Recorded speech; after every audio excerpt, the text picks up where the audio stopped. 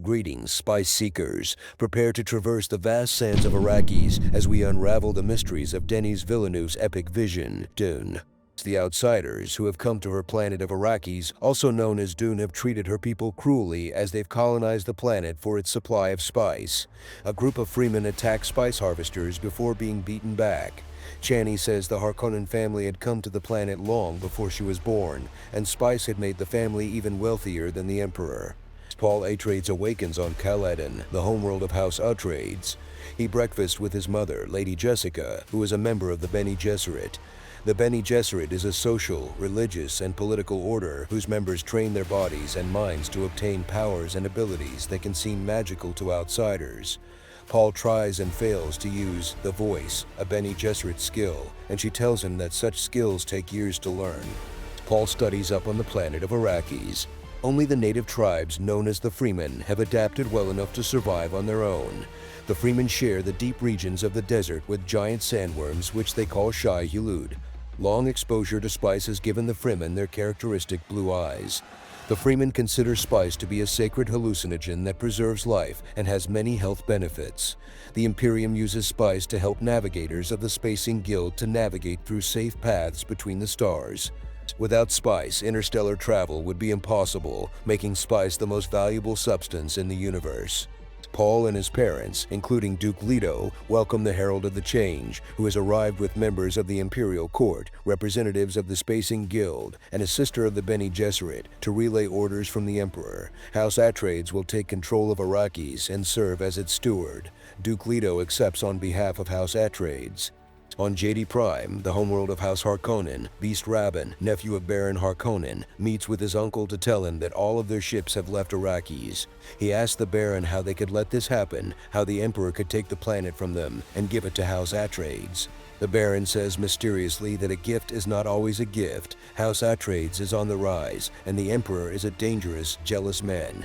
Reverend Mother Helen Mohiam, now the truth-sayer to the Emperor, is there and would like to meet Paul and learn about his dreams. But she uses the voice to draw him to her and force him to his knees. The Reverend Mother instructs Paul to place his right hand in a box as she holds a poison needle to his neck. If he takes his hand out of the box before she tells him to, she will pierce him with the needle, killing him instantly. Paul passes the test and is allowed to take his hand from the box. She says he has inherited more than one birthright. The Reverend Mother asks about Paul's dreams. He says he had one that night. In the dream, he saw a girl from Arrakis and says he's dreamt of her many times. The Reverend Mother asks if he's ever had dreams that happened later just as they had in the dream. He says not exactly, and she gets up to leave, telling him that she hopes he lives. The Reverend Mother laments that so much potential was wasted on a male. Jessica had been instructed to bear only daughters, but her pride had led her to believe that she could give birth to the Kwisatz Haderach, a sort of messiah figure. The Reverend Mother says that if he is the chosen one, he has a long way to go, and that while his sight has barely awakened, he now goes into the fire. The Bene Gesserit sister meets with Baron Harkonnen and his mentat, Piter de Vries. He asks what the message is from the Emperor. She tells him that the Emperor will strengthen Harkonnen's forces with his own elite military force, the Sardaukar, but that nobody can ever know about it. The sister tells Harkonnen that he may kill Duke Leto, but that he must allow Lady Jessica and Paul the dignity of exile. Duncan arrives and tells about his mission to find the Fremen. He lived with a Freeman at a community called Asayach for 4 weeks. He's learned that there are millions of Fremen on Arrakis, some located in tunnels below ground, far above the Harkonnen estimate of 50,000. Duncan has brought Stilgar, the leader of a Fremen tribe, to meet the Duke. Stilgar tells them that they are outworlders who take spice and give nothing in return. Leto says he knows the Fremen have suffered under the Harkonnens, but that he will give them what is in his power to give. Duke Leto and his people meet Dr. Devazlive Kynes. The woman inspects the integrity of the stillsuits of Leto and Paul, explaining that the heat of the Arrakis desert would kill them in less than 2 hours if they didn't have the suits. The suits help to keep the wearer cool while recycling the body's moisture lost through sweat, allowing the wearer to drink the recycled water. Duke Leto spots a sand wave and Kynes calls out the sighting to another craft, explaining that they'll call for a carryall to retrieve the crawler, which will harvest spice up until the last minute. The carryall arrives, but a malfunction prevents it from being able to lift the crawler. Landing near the crawler, Leto orders his men to throw out the Thopter's shield generators to make room and reduce weight. Paul is on his knees near the crawler, whispering to himself. He is pulled from his daze when Gurney comes to retrieve him. Back at the base, Duke Leto warns Paul that he can't take such risks, and Paul apologizes. Paul's vision was of Chani. He says the vision was confusing, that he also saw what he thought was his death, but it wasn't, and that a knife was important somehow. He says that someone will hand him a blade, but he doesn't know when or where. He says that he knows that Jessica is pregnant, and she is shocked. She says he can't know that she only realized herself recently that she was pregnant. Duke Leto awakens and realizes something is wrong. He walks the halls. Noticing a fallen figure, Leto calls for security, but receives no response. He activates his body's shield. Turning the fallen figure over, he finds a servant woman with a dagger in her chest. A poison dart comes out of the darkness, penetrating Leto's shield and knocking him unconscious. The mysterious figure reveals himself. It's Dr. Yue. Leto is awake now, but incapacitated. Dr. Ben in Yue tells him that he's made a deal with the Baron to turn over Leto because the Harkonnens have Yue's wife hostage. Yue slips Leto's ducal ring from his finger, saying he'll give it to Paul and do all he can for the boy. Yue implants a false tooth in Leto's mouth. He explains that if Leto bites down on it, he will fill the air with poison gas. It will kill Leto, but if he picks the right time, it will also kill Baron Harkonnen. In the chaos, Paul and Lady Jessica have been kidnapped aboard a Thopter. Paul attempts using the voice to manipulate one of the men to remove his mother's gag. Lady Jessica uses the voice to command him to kill one of his fellow Harkonnen soldiers before moving to release her from her restraints. After killing the last soldier, she frees Paul. The Baron floats over to Dr. Yue and tells him that he promised to set the doctor's wife free and that the doctor would join her. He says, so join her, before killing Dr. Yue. As Paul finds his father's ducal ring in the Fremkit, Leto whispers something. The Baron activates his shield and leans in to hear what he's saying. Leto bites down on the false tooth and blows out the poison gas in a cloud, killing several of Harkonnen's men before the last ones alive manage to shut the door to the room. Men in protective suits enter the room where Duke Leto let off the poison gas. They find the Baron alive.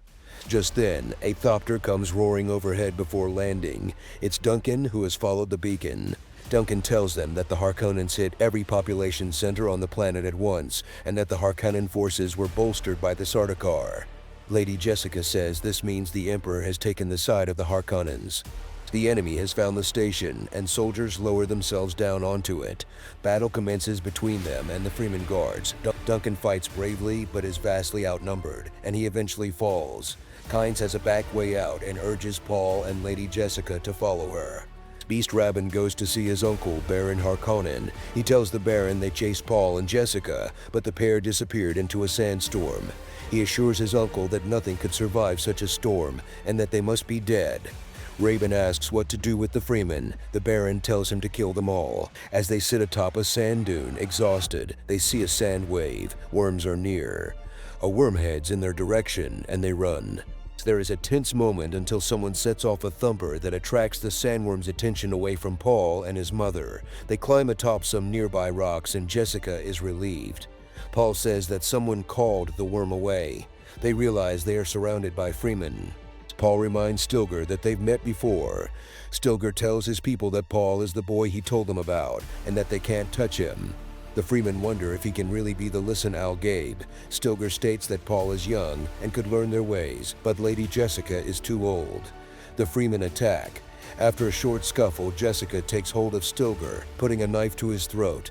Paul hears a voice behind him telling him that she would not have let him hurt her friends. He turns to find that Chani, the girl he's dreamt about, is there. She says that some say he is the Mahdi, another term for the Messiah figure of Fremen legend, but to her, he looks like a little boy. Lady Jessica bested Stilgar in combat, and now Jamis challenges her to a fight. Stilgar says Jamis cannot challenge a Sayadina, a wise woman or priestess, and Jamis asks who will fight in her name. Chani comes over and tells Paul that, while she doesn't believe he is the Listen Al Gabe, she wants him to die with honor. She lends him a crysknife given to her by her great aunt.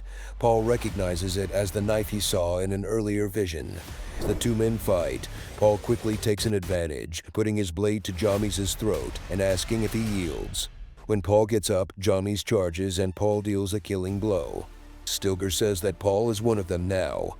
Lady Jessica insists that Paul needs to get off-world. Paul demurs, saying that his father came to Arrakis not for spice or riches, but for the strength of the Fremen people. He says that his own road leads into the desert, and that if the Fremen will have them, they will come.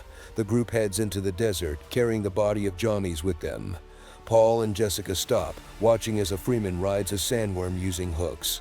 Chani tells Paul that this is only the beginning. They continue onward. Dune leaves us with a taste of the epic journey ahead. Paul's path is only beginning, and the sands of Arrakis hold many more secrets waiting to be unveiled.